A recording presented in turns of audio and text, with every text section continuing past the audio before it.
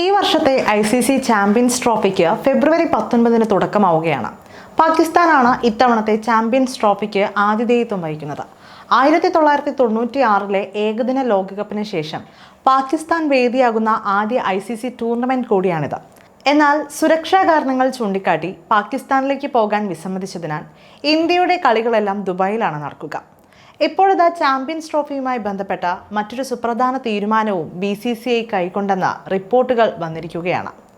ICC ടൂർണമെന്റുകളിൽ മത്സരിക്കുന്ന ടീമുകൾ അവരുടെ ജേഴ്സിയിൽ ആതിഥേയത്വ രാജ്യങ്ങളുടെ പേര് പ്രിന്റ് ചെയ്യുന്നത് പണ്ട് തൊട്ടേയുള്ള രീതിയാണ്. എന്നാൽ ഇത്തവണത്തെ ചാമ്പ്യൻസ് ട്രോഫിയുടെ ആതിഥേയർ പാകിസ്ഥാൻ ആയതിനാൽ ഇന്ത്യ അവരുടെ പേര് ജേഴ്സിയിൽ പ്രിന്റ് ചെയ്യില്ലെന്നാണ് report. Pakistan cricket board official ഇക്കാര്യം വ്യക്തമാക്കിയെന്നാണ് കഴിഞ്ഞ ദിവസം വാർത്താ ഏജൻസിയായ IANS റിപ്പോർട്ട് ചെയ്തത്. BCCI ക്രിക്കറ്റിലേക്ക് രാഷ്ട്രീയം കൊണ്ടുവരുന്നു. അത് കളിക്ക് ഒട്ടും നല്ലതല്ല. അവർ പാകിസ്ഥാനിലേക്ക് യാത്ര ചെയ്യാൻ വിസമ്മതിച്ചു. ഉദ്ഘാടന ചടങ്ങിന് അവരുടെ ക്യാപ്റ്റനെ പാകിസ്ഥാനിലേക്ക് അയക്കാൻ അവർ ആഗ്രഹിക്കുന്നില്ല. ഇപ്പോഴിതാ ആതിഥേയ രാജ്യമായ പാകിസ്ഥാന്റെ പേര് ജേഴ്സിയിൽ അച്ചടിക്കാനും അവർ തയ്യാറല്ലെന്ന റിപ്പോർട്ടുകൾ വരുന്നു. ICC ഇത് സംഭവിക്കാൻ അനുവദിക്കില്ലെന്നും പാകിസ്ഥാനെ പിന്തുണയ്ക്കുമെന്നും ഞങ്ങൾ വിശ്വസിക്കുന്നു എന്നാണ് പേര് വെളിപ്പെടുത്താത്ത ഒരു പാക് ക്രിക്കറ്റ് ബോർഡ് ഒഫീഷ്യൽ വ്യക്തമാക്കിയത്. അതേസമയം ഫെബ്രുവരി 19 ആരംഭിക്കാനിരിക്കുന്ന ICC ചാമ്പ്യൻസ് ട്രോഫിയിൽ ഇന്ത്യയുടെ ആദ്യ മത്സരം 20-നാണ്. അയൽക്കാരായ ബംഗ്ലാദേശാണ് എതിരാളികൾ. ക്രിക്കറ്റ് ലോകം മുഴുവൻ വലിയ ആകാംക്ഷയോടെ കാത്തിരിക്കുന്ന ഇന്ത്യ പാക് മത്സരം ഫെബ്രുവരി 23 നടക്കും. അവസാന ഗ്രൂപ്പ് പോരാട്ടത്തിൽ മാർച്ച് 2 ഇന്ത്യ ന്യൂസിലൻഡിനെ നേരിടും.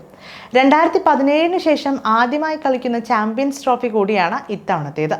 പാകിസ്ഥാനാണ് ടൂർണമെന്റിൽ നിലവിൽ ചാമ്പ്യന്മാർ. 2017 ഫൈനലിൽ ഇന്ത്യയായിരുന്നു അവർ വീഴ്ത്തിയത്. അതുകൊണ്ട് തന്നെ ഇത്തവണ കപ്പ് സ്വന്തമാക്കണം എന്ന ലക്ഷ്യവുമായാണ് ഇന്ത്യ കളിക്കളത്തിൽ ഇറങ്ങുന്നത്. എന്നാൽ ഇപ്പോൾ ടീം സെലക്ഷനുമായി ബന്ധപ്പെട്ട് ഒട്ടനവധി വിവാദങ്ങളാണ് പൊട്ടിപ്പുറപ്പെട്ടിരിക്കുന്നത്. പരിശീലകൻ ഗൗതം ഗംഭീർ സഞ്ജു സാംസണെ ടീമിൽ എടുക്കണമെന്ന ആവശ്യം ഉയർത്തിയിരുന്നു.